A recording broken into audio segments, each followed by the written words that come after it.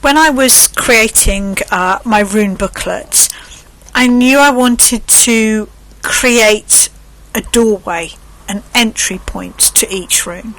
I didn't want to define a rune because I think they are too big to define.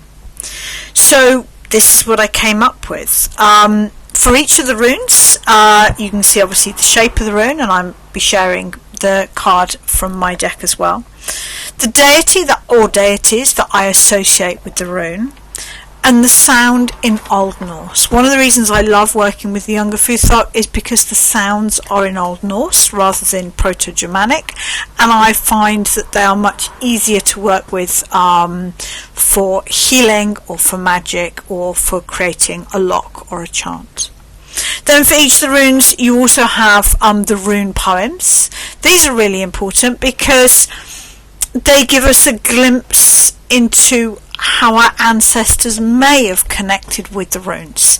They're as near as we're going to get to an original source, basically. So I think they're really important to have as part of our information.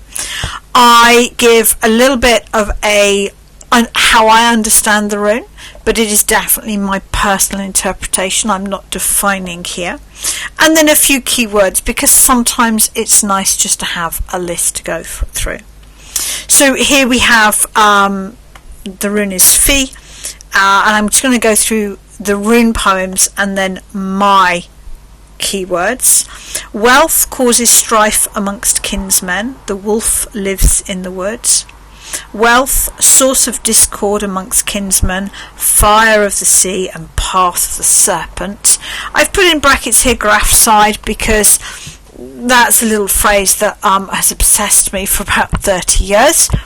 Something I can go into perhaps in more depth elsewhere. But Ok Grafside Gata is usually translated as and path of the serpent. So I have included the usual translation here, but I wanted just to acknowledge that graph is the mound, the grave, and side is the magic. So I love that concept. For me, the key words are wealth and abundance, passion, peace, obsession, greed, ancestors, movable money, casting off bondage, and freedom.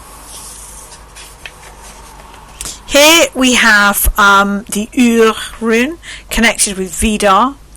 Dross is from bad iron, oft runs the reindeer on the hard snow.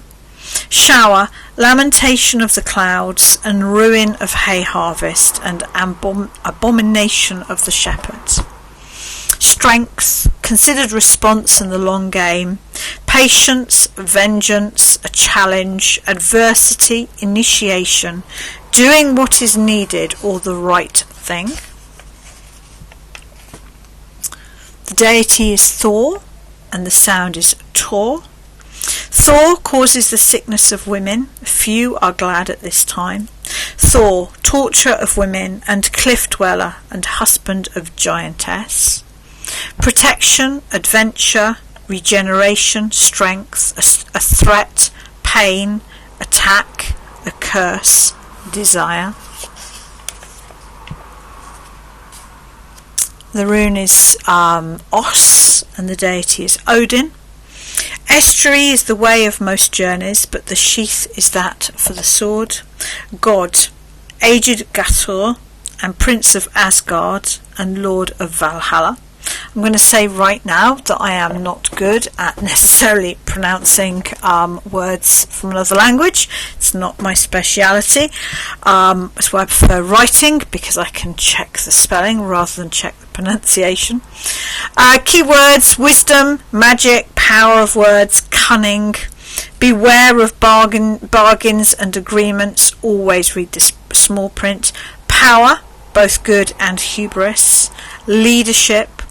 Sacrifice for self-gain, self-sacrifice. The rune is Rai, the deity is Hel. Riding, it is said, is worst for horses. Regin forged the best sword. Riding, joy of horsemen, and speedy journey, and toil of the steed. Rest, journey, possibly a difficult or unwanted one. Honesty, personal strength and integrity, death and equally birth, isolation and rejection, thriving in a situation not of your choice. I was really keen when I created both the booklet and the rune cards to try to present each rune in a neutral sense. I don't believe that in the Norse spiritual tradition there is good and evil. I think there is status quo and chaos, but to me each rune is equal. It's just there are some we may not want to see at certain points in our life. The deity is Loki, and the sound for the rune is Kreft. Ulcer is the curse of children. Death makes a man pale.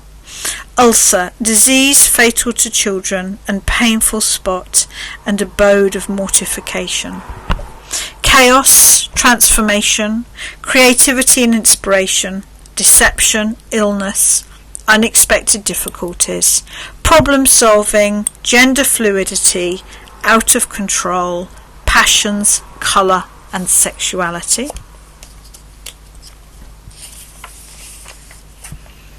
The rune is Hagel in Old Norse, and the deity is Heimdall. It's really interesting it's quite a long time since I created this, that there just aren't many keywords for this. Actually, this is the rune that I struggle with the most. Hail is the coldest of the grains. Christ, possibly originally crystal, formed the world in ancient times. Hail, cold grain, and shower of sleet, and sickness of serpents. Structure and order, logic, sudden disruption and delay, wariness, sound and listening, knowledge, storms. The deities are Ud, Verdandi and Skuld, the three Norns, with the sound of the rune being Nud. Need makes for a difficult situation, the naked freeze in the frost. Constraint, grief of the bondmaid and state of oppression and toilsome work. Need, compulsion, fate, opportunity, hardship, personal growth, obligations, restraints and bondage. When I set myself the task to really study each rune, which happened probably over a very structured period of about 5 years, although I've been studying the Younger Futhark for over 30, it was the East rune that I really grew to love, perhaps more than any other. The deity is Skarve, the sound is Is. Ice we call the broad bridge, the blind need to be led. Ice, bark of rivers, and roof of the wave, and destruction of the doomed. Potential, procrastination, determination and confidence, beauty, grief, stasis, coldness, finding oneself again, ice, getting what is rightfully owed. The deity is Jord, and the sound of the rune in Old Norse is Ar. A good harvest is the profit of men. I say the Lord was generous. Plenty, boon to men, and good summer, and thriving crops. Land, harvest, abundance, roots and the root chakra, decay and the importance of life cycles, void and the dark, nature in all her wildness and beauty, personal responsibility. I think sometimes people forget that Jord has that connection with decay and dark. She's the daughter of night. We must not forget that. The deity is Balder, and the sound of the rune is Sol. The sun is the light of the lands. I bow to the holiness. Sun, shield of the clouds, and shining grey, and destroyer of ice. Love, harmony, justice, beauty, light, fate, romantic love, and hubris, the danger of feeling invincible. For many of these keywords, I've gone to my understanding of mythology. But for some of them it's going to be coming from my study of the rune poems in the Havamal, and it may also come, some of them may come from journeys and working with clients and experience the runes in that way. Tyr, the deity is Tyr, and the sound of the rune is Tyr. Tyr is the one-handed amongst the Aesir. The smith has to blow often. Tyr, god with one hand, and leavings of the wolf, and prince of temples. Truth, justice, fairness, warrior, deception, rigidity, opposition, sacrifice. Oaths, strategy, sacrifice, the power of words, and it seems I've got oaths twice. Slight typo. The deity is Frigg, and the sound of the rune is Bjork. Birch tree is the limb greenest with leaves. Loki brought the luck of deceit. Birch, leafy twig and little tree and fresh young shrub. I know that Frigg is very often associated with motherhood, and I have honoured that, but I also think she is associated with anybody in the role of mother, and I think that doesn't always have to be a biological mother, and for many people that may be an uncle or an older sibling, and I really wanted to honour that here as well. Healer and healing, mother, spouse, parent, family. Wisdom, getting on with the job in hand. Birth, herb lore and practical magic. Grief and loss, smother love, interfering in the natural laws for personal gain. I really tried to find the good and the bad, or the warning and the blessing perhaps, in each of the runes. Some were easier than others. The deity is Freya, and the sound of the rune is Marn. Mankind is the increased of dust, mighty is the talon span of the hawk. Marn, delight of man, and augmentation of dust, and adorner of ships. Magic, beauty, desire, death, warrior, self-worth, loss and tears. Never forget Freya was a warrior as well as a goddess of beauty and magic. The deity is Njord, and the sound of the rune is Laug, which is literally water. Waterfall is that which falls from the mountain as a force, but gold objects are costly things. Water, eddying stream and broad geyser and land of fish. Water, wealth, trade, journey, negotiations, depths, both a good and a dangerous thing, ancestors. And finally, the deity is Ul, and the sound of the rune in Old Norse is Yr. Yew is the greenest of wood in the winter. There is usually when it burns crackling. Yew, bent bow and brittle iron, and giant of the arrow. Solitude, patience, winter, rest, stored reserves, preparation, protection. And yeah, I just kind of really wanted to honour the fact that when we work with the Younger Futhark, we have these old sources of the runes as well as our modern interpretation. I think for me with rune readings, the reading is based on the Norns, and so I would almost always pull 3. Sometimes I'm just going to pull 1 for what rune should I best work with, or which god is the right god to work with today. But in principle, I would almost always pull the 3.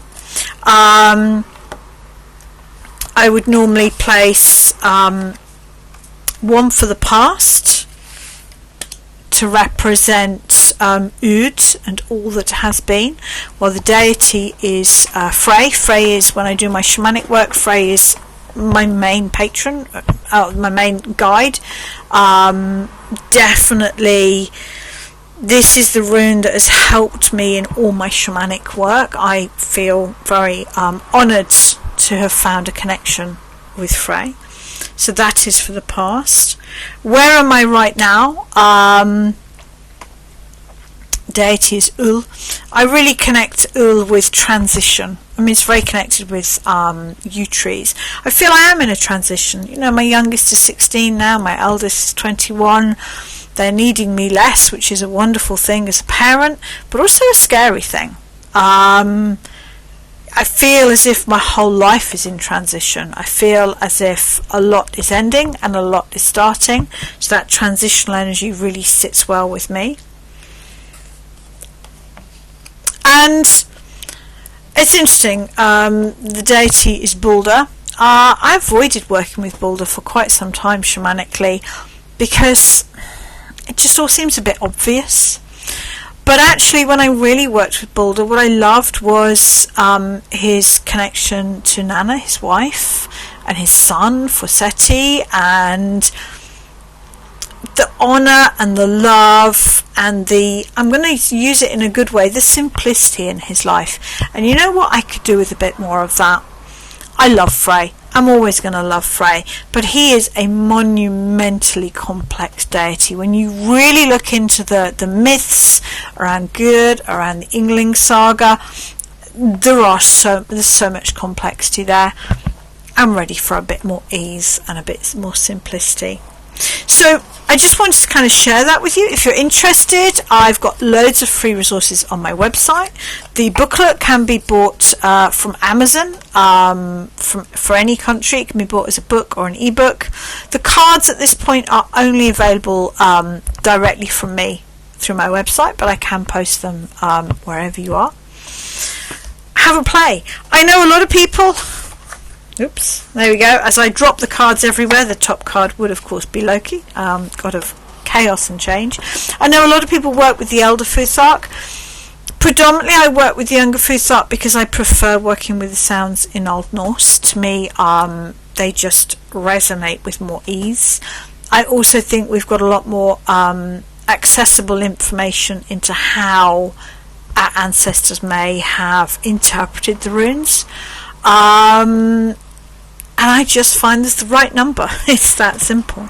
So just here to do a little bit of shout out for the, I think, much overlooked Younger Futhark and their beautiful names in sounds in Old Norse.